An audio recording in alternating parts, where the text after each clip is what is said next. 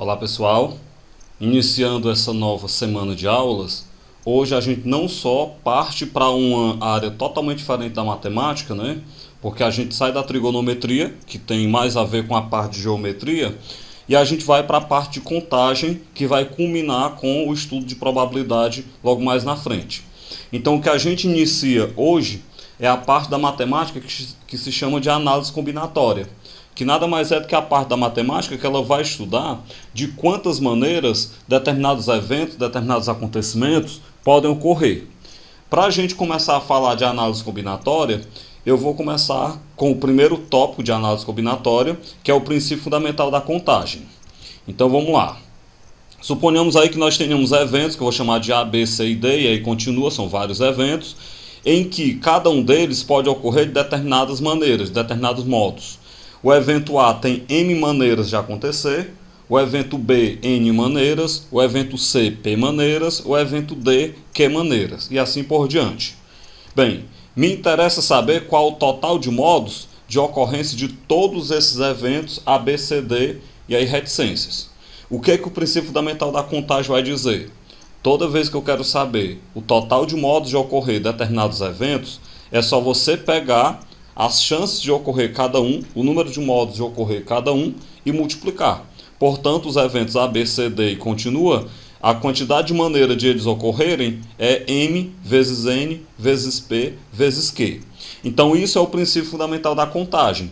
É quando você pega para poder contar de quantos modos os eventos podem ocorrer, você recorre ao princípio multiplicativo, que ele também é chamado de princípio multiplicativo, multiplica essas quantidades para chegar no total. Bem, esse processo, como eu já disse, de multiplicar todas as ocorrências é chamado de princípio multiplicativo e ele vai ser muito útil para a gente no estudo aí de análise combinatória. Uma coisa interessante que a gente já deve aprender de aqui é que a gente vai utilizar o princípio multiplicativo, o princípio fundamental da contagem, toda vez que eu quiser saber a chance de ocorrência de um evento e outro. Então, na análise combinatória, o i quer dizer que você vai multiplicar. Mais para frente a gente vai ver inclusive um exemplo hoje sobre isso, que quando eu utilizar o ou ele é somado e o i é multiplicado. Bem, aí eu trago um primeiro exemplo. Um teatro ele tem 5 portas e eu quero saber de quantas maneiras diferentes uma pessoa pode entrar e sair desse teatro. Vamos pensar aí. A pessoa ela pode entrar por qualquer uma das 5 portas. E também na hora que ela for sair, ela pode sair por qualquer uma delas. Então ela tem 5 maneiras de entrar, 5 possibilidades de entrar e 5 possibilidades de sair. Então, pelo princípio multiplicativo, ou pelo princípio fundamental da contagem, você vai pegar 5 vezes 5 e você chega aí que o cara tem 25 maneiras diferentes de entrar e sair desse teatro. O segundo exemplo, Nelson tem 3 camisas, 5 calças, 2 gravatas, 4 pares de sapatos, 1 paletó. De quantas maneiras diferentes ele poderá se vestir usando uma peça de cada conjunto? Mesma situação. O Nelson ele tem 3 opções de camisa para usar, 5 opções de calça, 2 opções de gravata, 4 opções de sapato e 1 opção de paletó. Observem que como o Nelson ele vai usar toda peça do conjunto, toda peça que eu digo assim, uma peça de cada do conjunto, ele vai ter que usar camisa e calça e gravata e sapato e paletó. Como eu estou usando o i, esse i quer dizer que eu vou multiplicar, vou usar o princípio multiplicativo. Então o total de opções vai ser 3 vezes 5, vezes 2 vezes 4, vezes 1. Isso vai dar então 120 maneiras diferentes de o Nelson se vestir usando uma peça de cada desse conjunto. Terceiro exemplo. Quantos números de 3 algarismos podemos formar com os algarismos 1, 2, 3, 4, 5, 6, 7, 8 e 9? Aí a letra A diz, podendo repetir algarismos. Primeiro observem que se eu quero um número de 3 algarismos, esse número terá centena, dezena e unidade. Então a gente pode observar que nós podemos utilizar nas centenas qualquer um desses 9 algarismos. Então nós temos 9 opções para o algarismo das centenas. Como pode repetir, eu tenho 9 opções para as dezenas e, consequentemente, 9 opções para as unidades. O meu número terá centena, dezena e unidade. Como eu estou usando o i, eu tenho que multiplicar. Multiplicando então 9 vezes 9 vezes 9, nós temos então um total de 729 números de 3 algarismos, formado com os algarismos que estão lá em cima, que vão apenas de 1 até 9. A letra B, não podendo repetir algarismos. Bem, a letra A podia repetir algarismos, então você poderia, por exemplo, na letra A, montar o número 222, repetindo algarismo. Na letra B, não pode repetir algarismo. Se não pode, esses algarismos têm que ser diferentes. Que na linguagem da análise combinatória, eu digo que diferentes são algarismos distintos. Então, distintos quer dizer diferente. Vamos observar então. Para as centenas não vai mudar nada. Eu continuo tendo 9 opções. Agora muda para as dezenas. Porque nas dezenas, eu não posso utilizar o algarismo que já está nas centenas. Então, se eram 9 algarismos e agora tem um que eu não posso utilizar, eu só tenho 8 opções para as dezenas. Para as unidades, eu não posso utilizar nem o algarismo que está nas centenas, nem o algarismo que está nas dezenas. Então, desse modo, dos 9 algarismos, 2 eu não posso utilizar, restam apenas 7 possibilidades para as unidades. Pelo princípio multiplicativo, multiplicando então 9 vezes 8 vezes 7, nós chegamos então a 504 números de 3 algarismos distintos, já que não pode haver repetição, formado com os algarismos que estão lá no enunciado da questão. O quarto exemplo. Quantas placas de veículos podem ser criadas se forem usadas 2 letras de um alfabeto de 26 letras, seguida por 4 algarismos? Bem, se tratando de placa de veículo, a primeira coisa que eu devo observar é que placa de veículo repete-se em letra e repete-se em algarismo. Então, a questão não falou, mas você já sabe aí da sua vivência, do seu dia a dia, que em placa pode repetir letra e algarismo. Então, o que nós temos? Para cada letra, nós vamos ter 26 opções. E para cada algarismo, nós vamos ter 10 opções. São 10 algarismos de 0 até 9. Lembrando que são 2 letras e 4 algarismos na placa, então fica um total de opções 26 vezes 26, que são as 2 letras, 10 vezes 10 vezes 10 vezes 10, que são os 4 algarismos. Quando você multiplicar todos esses valores, nós temos então 6.760.000. Portanto, o total de placas que podem ser feitas, placas diferentes que podem ser feitas, são 6.760.000 placas. Quinto exemplo. Quantos são os prognósticos possíveis em uma aposta de loteria esportiva, com 13 jogos? Ou seja, quantos são os resultados possíveis, as apostas possíveis na loteria esportiva? O que eu devo saber? Um apostador, quando ele vai apostar na loteria esportiva, ele escolhe o seu time e ele vai dizer se determinado jogo, aquele time dele vai ganhar, vai ser vitória, se ele vai empatar ou se ele vai perder. Então, para cada jogo, o apostador ele vai ter 3 palpites diferentes, que é vitória, empate ou derrota. Se são 3 palpites diferentes para cada jogo, e se são 13 jogos, então você vai pegar 3 opções para cada jogo, fica 3 vezes 3 vezes 3 vezes 3, 13 vezes, já que são 13 jogos. Isso aí, na hora que você colocar na forma de potência, é 3 elevado a 13. Já que o 3 se repete as 13 vezes que são os 13 jogos. 3 elevado a 13, como dá uma potência aí um pouco elevada, não há necessidade de você resolver, a não ser que a questão peça para resolver a potência, mas é melhor deixar assim. Então, a quantidade de prognósticos possíveis numa aposta da loteria esportiva com 13 jogos dá igual a 3 elevado a 13. Tá aí então o resultado. O sexto exemplo. Em uma urna, há 5 bolas de cores diferentes.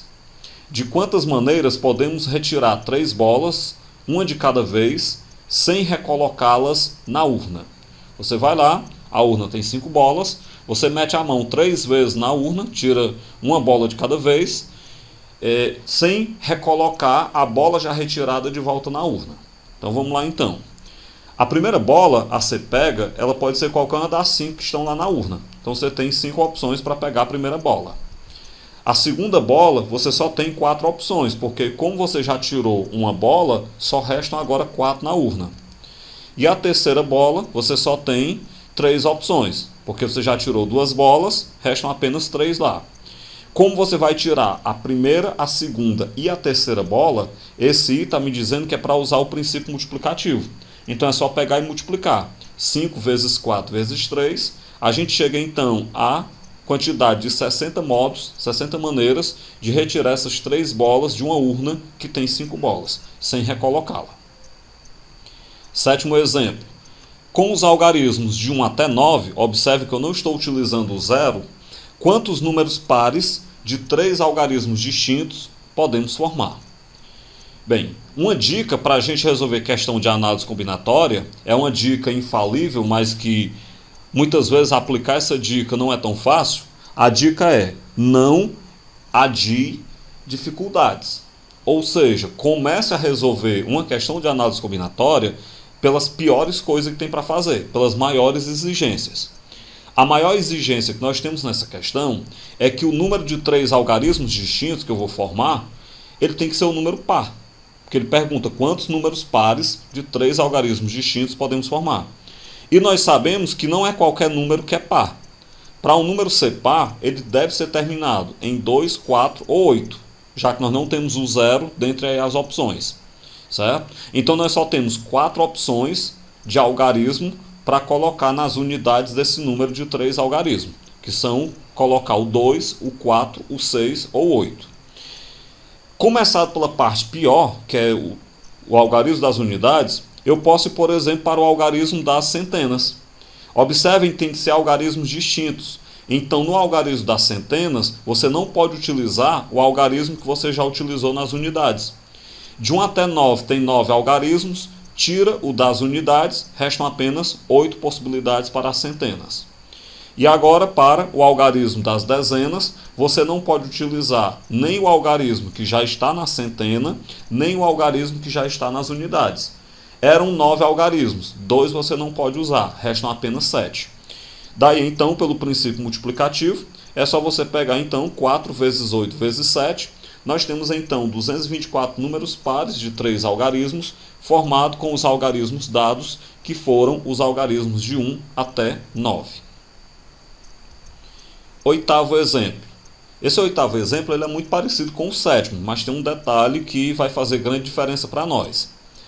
Com os algarismos de 0 a 9, então agora conta com o 0. Quantos números pares de 3 algarismos distintos podemos formar? É quase o mesmo enunciado do exemplo 7, apenas que agora eu considero a partir do 0. Essa mudança vai causar também uma mudança na nossa resolução.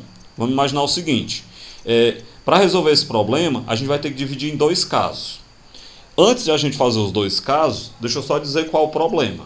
O problema é o seguinte, o 0 ele não pode estar no algarismo das centenas. Porque se eu pegar o 0 e colocar no algarismo das centenas, não vai ficar um número de 3 algarismos, vai ficar um número de apenas 2 algarismos. Como o 0 não pode estar no algarismo das centenas, aí resta aquela dúvida. Mas será que o 0 ainda está disponível para usar? Ou será que eu já coloquei o 0 lá nas unidades? Porque se eu tiver colocado o 0 nas unidades, não tem mais 0 para colocar nas centenas, para eu me preocupar com ele, porque são algarismos distintos. Mas se eu não tiver colocado o 0 nas unidades, eu devo me preocupar em não colocar o 0 nas centenas. Por isso, então, que eu tenho que dividir em 2 casos. O primeiro caso é o número que eu vou formar termina em 0. Como eu quero que sejam números pares, ele tem que terminar em 0, 2, 4, 6 ou 8. Então, o primeiro caso, eu vou dizer o seguinte, eu formei meu número par colocando 0 lá nas unidades. Ele termina em 0. Se ele termina em 0, nós só temos uma opção para as unidades, que é colocar o 0 lá.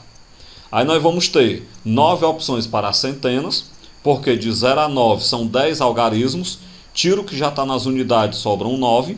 E aí, claro, restam 8 opções para as dezenas, pelo motivo que eu já falei. São 10 algarismos, tira 1 para as centenas, 1 para as dezenas, restam 8. Desse modo, então, nós vamos ter 1 vezes 9 vezes 8, vai me dar, então, 72 números pares, formado com os algarismos de 0 até 9, números pares de 3 algarismos, que são terminados em 0. Entendam bem isso. O segundo caso ele não termina em 0.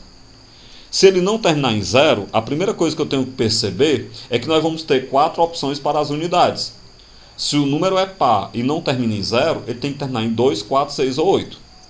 Bem, vamos agora avaliar a questão das centenas. E eu tenho que me preocupar, porque nas centenas, entendam bem, não pode ser o número que está nas unidades e não pode ser 0. Porque se eu colocar 0 nas centenas, vão ficar aí um número de 2 algarismos. Se tem 2 algarismos que eu não posso utilizar, então restam apenas 8 opções para as centenas. Quando eu chego nas dezenas, eu nem posso utilizar o algarismo que está nas centenas, nem o algarismo que está nas unidades. Então restam também apenas 8 opções para as centenas. Desse modo, então, o total de possibilidades vai ser 4 vezes 8 vezes 8, que dá então 256 números pares de 3 algarismos distintos, lembrando que não termina em 0. Aí agora eu penso o seguinte, um número par, ou ele termina em 0, ou ele não termina em 0, vai terminar em outro algarismo par. Em análise combinatória, toda vez que eu utilizar o ou, tem que somar. Então nós vamos ter que pegar os dois resultados desses dois casos e somar. Somando então, nós temos 72 possibilidades do primeiro caso, mais 256 possibilidades do segundo caso. Isso me dá então um total de 328 possibilidades. Logo então, são 328 números de 3 algarismos distintos, claro, algarismos, números pares. Bem, dessa forma então a gente finaliza a parte teórica da aula de hoje. Logo em seguida a gente vai fazer uma atividade que vai fazer vocês colocarem em prática essa parte de princípio multiplicativo e a gente retoma então na próxima aula.